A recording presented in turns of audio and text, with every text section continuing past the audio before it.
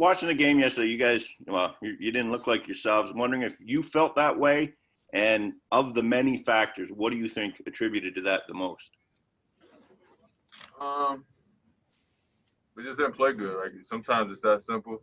Yeah. We didn't really do anything good enough to win the game, and they did, and they were the better team. So we weren't moving fast enough, weren't playing hard enough, didn't make enough shots, didn't execute the game plan. Like, you name it, we didn't do it. Didn't take care of the ball. And then before you know it, it's a big lead there in the first, and thought we played well enough the rest of the game, but it was never good enough to get back going. Did it feel like, were there indications for you that was coming? Like, could you feel it in the room beforehand, or did it just feel like a normal night? No. It felt like a normal game. Thought our vibe was good, thought our energy was good. And then, for many reasons, we didn't start the game well, and we got nobody to blame but ourselves. So looking at the tape, see if we can get better and try to put together a better performance tomorrow. All right. Thanks, Fred. Appreciate that. Next question will be Josh Lewenberg from TSN. Hey, Fred. Thanks for doing this. Hope you're doing well. There weren't many transition opportunities for either team yesterday. Obviously, that's a big part of what you guys like to do is get out and run.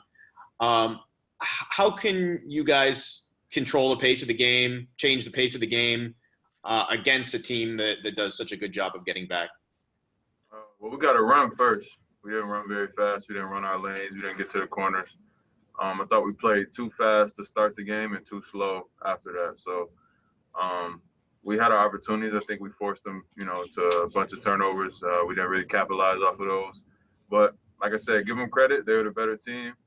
They did a good job of stopping us in transition, and we got to find a way to take advantage of that in the next game. Thanks, Fred. We will go to Rachel Brady from the Globe and Mail next.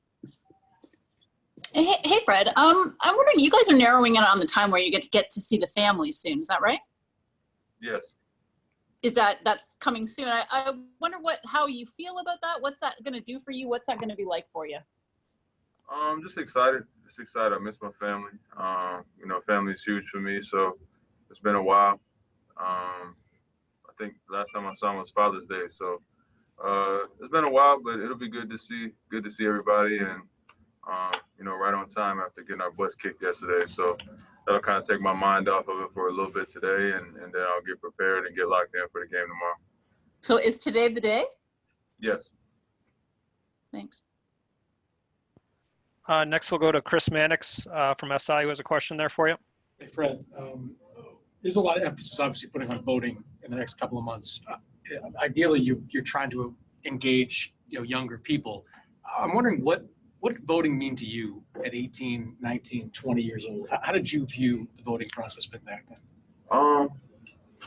It wasn't very important, I'll say that.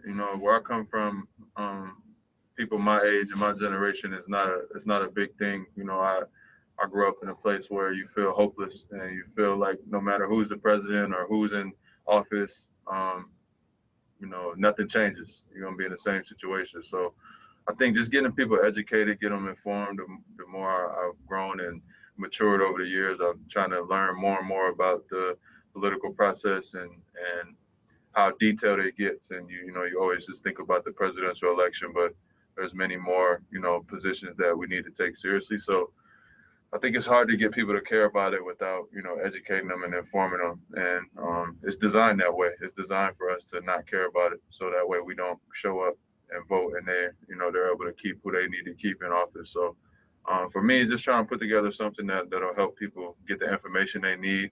And I think with that information, it'll allow people to feel more comfortable about going out to vote. Do you remember what got you to vote for the first time or what pushed you in that direction?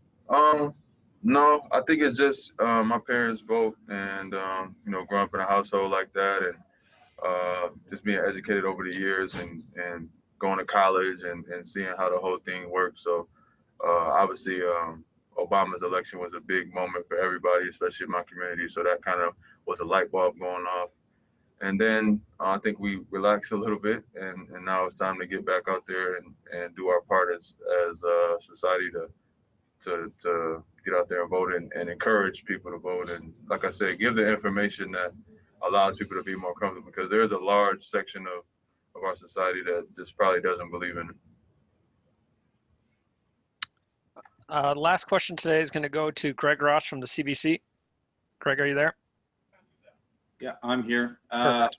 Hey, Fred. Obviously, I mean, when you think about just how great a run you guys have had so far in the bubble, and even you go back to before the pandemic, I mean, you guys really outplayed a lot of your critics' expectations of what this team would do this year.